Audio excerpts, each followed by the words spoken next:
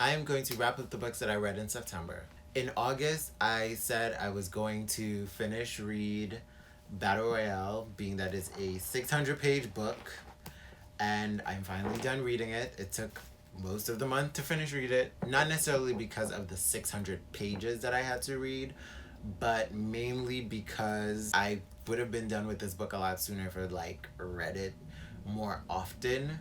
Like just an hour a day would have gotten me through this book a lot faster than I did. But for the most part, I enjoyed this book. I do think that there are things that could have been cut out of this book. Could have been a little shorter, but you know, it was a good book overall. I loved elements of this book. I thought it was a really good book. I love its floppiness. I think it's a really good book. I enjoyed it. And at the end of the book, there is an interview with the author. I guess because this is a remastered version of the book, and I guess it was like a kind of celebratory version of the book. So he's giving a little interview, kind of getting a little behind his thought process in writing this book. I appreciated seeing that because it validated a few things for me, like some of his inspirations in writing this book. Stephen King is one of his inspirations, and being that Stephen King, under the Richard Bachman name, wrote the Running Man and The Longest Mile, and those are books that are also compared to Battle Royale as well as The Hunger Games. I'm definitely looking forward to reading The Longest Mile and The Running Man, and watching The Running Man and rewatching The Hunger Games, and also rereading The Hunger Games, and also watching the Battle Royale movie, because I'm kind of intrigued and interested in this dystopian competition to the death kind of like story thing, because I find it interesting. It's not, I don't think it's like my favorite thing, but I just kind of want to read all these different things that are in pop culture that are about this theme and this topic and compare them to each other. I think that would be interesting. That's my own little interesting little project. Next, I continued reading More Happy Than Not, and I'm enjoying it a lot. I'm telling you, I love a good New York story. I love a good story set in New York. Well, New York City. And I love this story where there's a little bit of the science fiction version of like magical realism. There's like a little bit of science fiction that's not really real in our world. Or maybe it is a part of our world and I just don't know about it, but it's in here and I'm enjoying it. I'm like halfway through the book. I just had to put it down so that I can pick up Hunger by Roxane Gay, because I'm reading this for the book club I'm a part of. I'm also enjoying this. She gives a lot of insight into her life. It is a memoir of her body, and it's making me think about a lot of things when it comes to how we treat fat people in society, how I think of fat people in society, how I think of their lives, their bodies, how it's opening up my perspective to how fat people are exploited in society and the pressures that we have on our bodies. I do find some relatability at times to her experiences. I'm definitely learning so much about her life. I don't agree with some of what she's going through, but girl, do you, sis? Do you? I appreciate reading this. I'm so glad I got to read this. And I'm loving that the chapters are short. And her writing is so very accessible, but there's still an art to it. And you can still kind of hear her personal voice at times, where like I even like was on the bus and I burst out laughing because she said something and I thought that was like the funniest thing. I thought it was just like, I'm not even sure if she meant it as to be funny, but how it was written, there was just like, you could just get her voice, like you could just almost hear her. I don't even think I've ever heard her voice, but I could almost get her voice in my head saying this thing and making me laugh, like as if she just was standing there telling it to me. I'm looking forward to finishing it. I should be finished with it soon. I'm about to go to book club tomorrow, and we're going to discuss this book, and I'm looking forward to discussing this because I got my own little thoughts about it. So I will try to finish this as soon as possible today, and we will talk about it. We will talk about it. And I have not completed Animosity like I planned on doing. So I will try to finish that so that I can move on to the next set of books that I want to read. I'm excited to get back into reading Animosity. Beautiful artwork. Such beautiful artwork, such great characters, great story, a great premise. Like animals that are with awareness. Like I just love it. It's amazing. I think it's such a great story. I was looking forward to it, but I just really, really want to get these other books done before I can like finish Animosity. I'm gonna finish it. Next up, for the month of October, I plan on doing a kind of magic themed TBR of reading because I've accumulated quite a few books with magic in them. So I was just like, let me get to reading some books about magic, you know? Because I have some books that I've been anticipating reading and I've been wanting to read for the longest. Being that Brittany at Melanin Eclectic was like, yo, has anybody read Beast Made of Night by Tochi Onyebuchi? So I plan on reading this as soon as possible. I might actually read it in October and push some other books back and just get to reading this soon. But I've heard great things about it and I'm looking forward to reading it. It's got some magic in here, different kind of magic than what we're used to in the Western world. So I'm looking forward to reading this. I'm considering reading A Darker Shade of Magic. I might actually push this back. I'm not sure I'm gonna read this October. I'm going to read Shadow Shaper. This is a whole nother set of magic. I've been looking forward to reading this for the longest. I've watched Daniel Jose Older, otherwise known as DJ Older. I've like listened to his interview on the For All Nerds podcast. I was hearing the discussion for the Latinx-a-thon and they weren't happy with it, but I'm looking forward to reading this because I feel like I might enjoy it possibly, but I'm looking forward to reading it. Definitely going to read Siege and Storm by Lee Bardugo because I've already read Shadow and Bone. I think it's due time that I finally read this second book in the series so that I can move on to the third, so that I can move on to the Six of Crows duology and finally read that. Since the Grishaverse casting is already like being rolled out and there's going to be the new Netflix series I'm sure very soon, so I need to catch up on my reading of this Grishaverse because I am very intrigued. I'm very like I need to read it already. Next, I also want to read Children of Blood and Bone by Tomi Adeyemi. I've been looking forward to reading this for the longest, and I've just been pushing it back. And now, although I plan on reading it this month, I'm thinking about pushing it back to December, because I'm thinking November, but nah, I ain't gonna do that. I'm gonna push it back to December right before the next book drops. So I don't know. I might push this back, but who knows? I might change my mind and read it in October. So, but Children of Blood and Bone, it's up here. She's up here. She just, I'm putting it apart. And I still have Excellence. I still have all 4 of the comics. I am going to get the 5th one, and I think the 6th one I also have to get because I think there's one that dropped in September, and there's also the issue that's going to drop in October. So I'll probably add those to the reading. So I'll probably read these this month.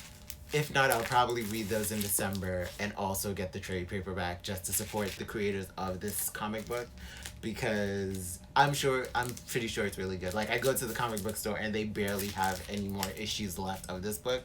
So I'm pretty sure that this book is selling really well and it's a really good read. So I am looking forward to actually starting it, but I will just collect the issues and get the trade paperback just to support the creators and make sure that they continue to write this comic book. I also want to read Harry Potter and the Sorcerer's Stone. I will try to read that this month. I'm thinking I will read this in October.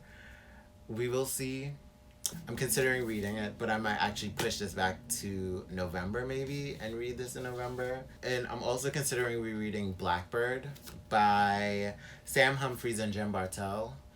Being that this is another book with magic themed, I was not in love with the story, but I love Jen Bartel's art. So I would read it mostly for the art, but definitely I would read it just to kind of understand the story a little bit more, see if I was missing stuff from it that I missed the first read, because I felt like the story wasn't as strong as it could have been, but I definitely kind of want to reread it, see if I'm missing anything from the story. It's a beautifully drawn book. I will reread it, and it's magic, so that's a part of the theme. First, I'll definitely be reading Siege and Storm, then Beast Made of Night, and Shadow Shaper, for sure. Possibly Excellence, and possibly Blackbird, and I'll probably just push A Darker Shade of Magic, Harry Potter and the Sorcerer's Stone, and Children of Blood and Bone to, I don't know, another month of dedicated reads about magic, because I want to add The Last Magician to that and any other magic themed books that I feel like I want to read. I will just add those two. This is definitely what I'm going to read, and it's going to go this way. As well as finish these two books. And Hunger by Roxane Gay. So I just got these arrivals. Because of A Seat at the Table's Throwback-a-thon, it inspired me to go Googling and digging up and seeing if I could find the books that I read when I was younger, but in the covers that I wanted. So I was able to go to A Books and find it. Plus, for my reading circle, the book club I'm a part of, I had to order one of the books. So in the process, I decided, let me order some of the other books that I wanted that were also kind of affordable. Also, I'm doing a buddy read with Sajid. So I was like, why not order the book that we're actually two books that we're gonna buy that we plan on buddy reading. So shout out to and Jerry at Onyx Pages for these books, for like pushing these books and making sure that they are in my consciousness. So let me just start this unboxing already, okay? Alright. I'm not gonna get this. I'm gonna get this open. Why they set this up like this? Why would they put this in front of the thing? I don't understand how you're gonna put the label in front of. Okay, so they only sent me 2 of the books. Did I only buy 2 books? I don't remember. They didn't. They still ain't sent me. Because it don't say nothing about what book I got on the front. But they didn't send me all of the books that I thought I was going to get. So, okay, girl. Sure, fine, whatever. Sure, fine, done, wicked. Okay?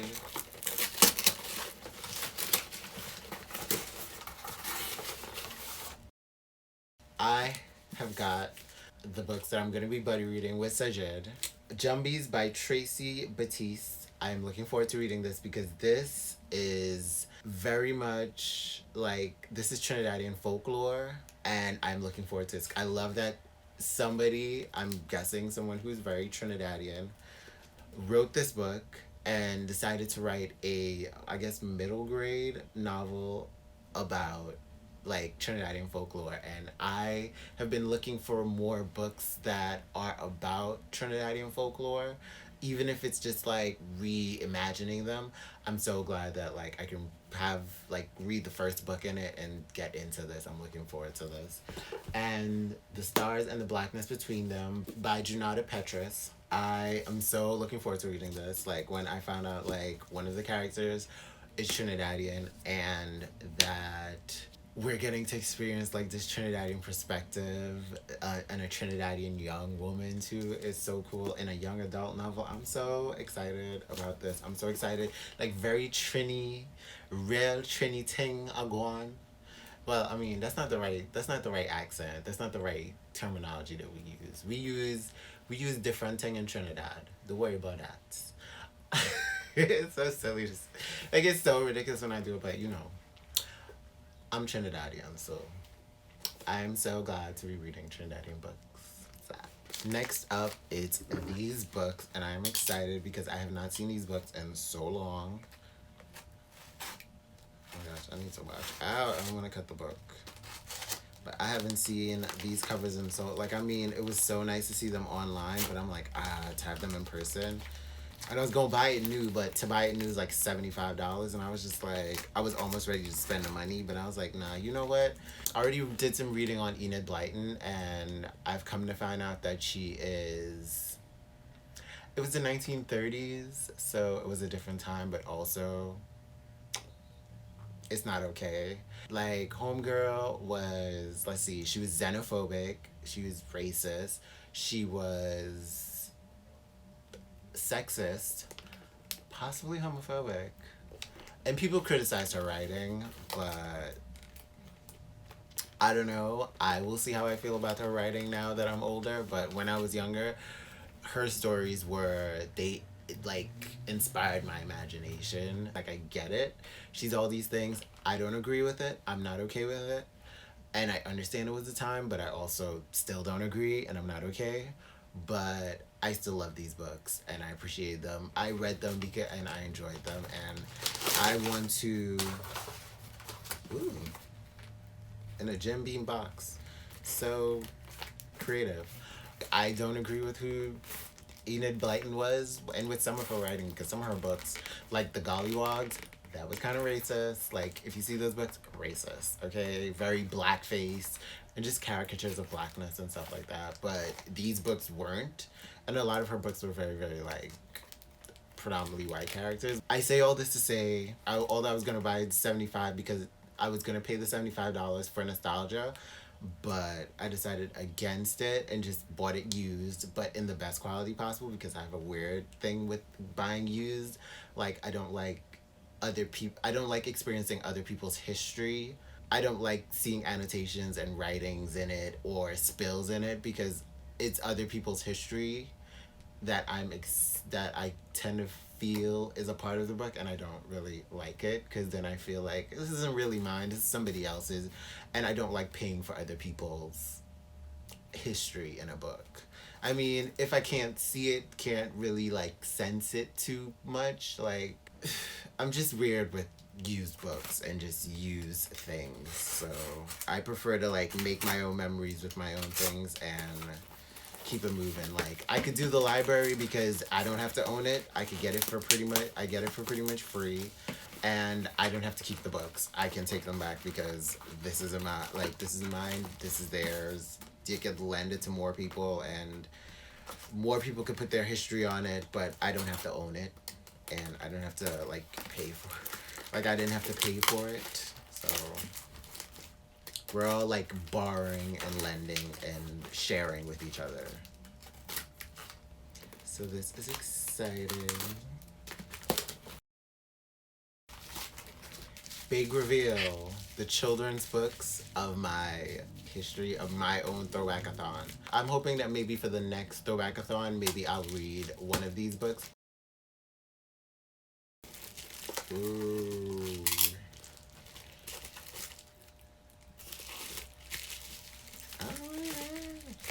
I didn't know these books was numbered like this. They're numbered. Like, but technically, these are 3 in the same. I guess they're numbered by the books that she's written or how they were published. I don't know. This is pretty much a trilogy, but they aren't numbered. Oh, yeah. They're numbered by the series. I guess all of the books that she's written. I remember this thing at the back. I used to look at this and see all the other books that I might be interested in reading. Oh, I'm excited. I got this from one of the sellers in Australia. I think it's Carowin Books. Yeah, it's like Carowin Books. And I'm so glad that they got me like a used copy that's like not that used, like very lightly used, like clean covers and everything, almost like library copies. And I'm excited because I remember these books. I'm excited to read it. Like, I'm excited to read them.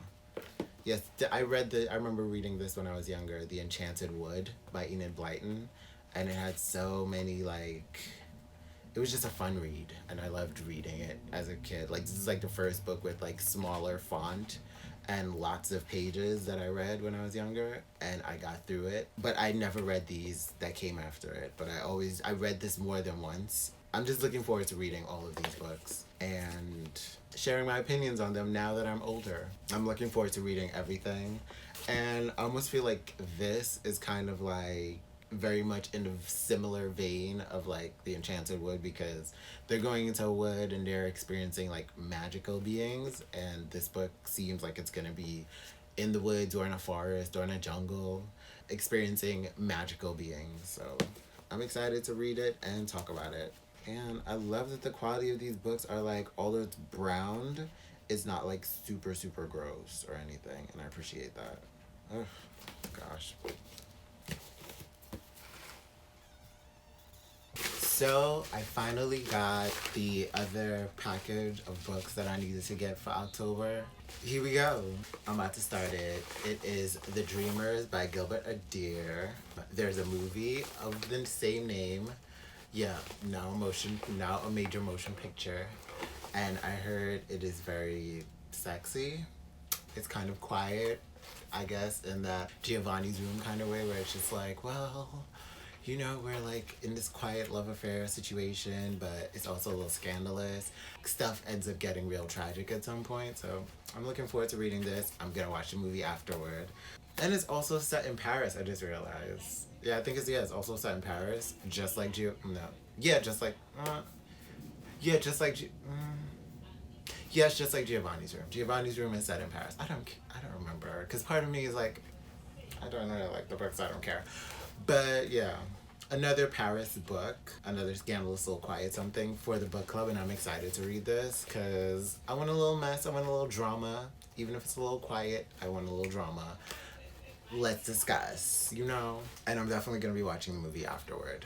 I gotta get to reading this book soon and finish it so I can be ready for book club. Next book that I almost forgot I got was The Black Veins by Aisha Monet. Ever since they were talking about the release of this book, The Black Veins, and they kept talking about it on Twitter, and I've just been like, oh my, okay, I gotta check this book out. It's a 16-year-old girl, there's a road trip, there's no romance in it, which it'll be interesting because right now I am currently reading Siege and Storm, and there's a romance that I hate, I don't care about really, pretty much, in this book. A whole bunch of romance, and I feel like a lot of this could have been a lot more platonic in this book. And basically what Aisha is saying is that like there ain't no romance going on, it's just gonna be friends and family and lots of action and drama. And I'm like, okay, let's do this. I'm ready to read it. This looks so beautiful. I believe they self-published, so I'm standing. I love it. Go off indie writer. Definitely check out The Black Veins by Aisha Monet. This is that. Like, I'm excited. I'm excited to read this. I'm gonna read this. I'm excited to read this. I'm definitely going to have to add this to my books with magic in it. Like, just have another like month of reading books that just have magic. And it is characters of color, so I am excited. Shout out to Aisha Monet. I'm definitely gonna be reading this. I'm looking forward to it. What's up? Thank you for sharing your time with me. I'm out this bitch like Fleek.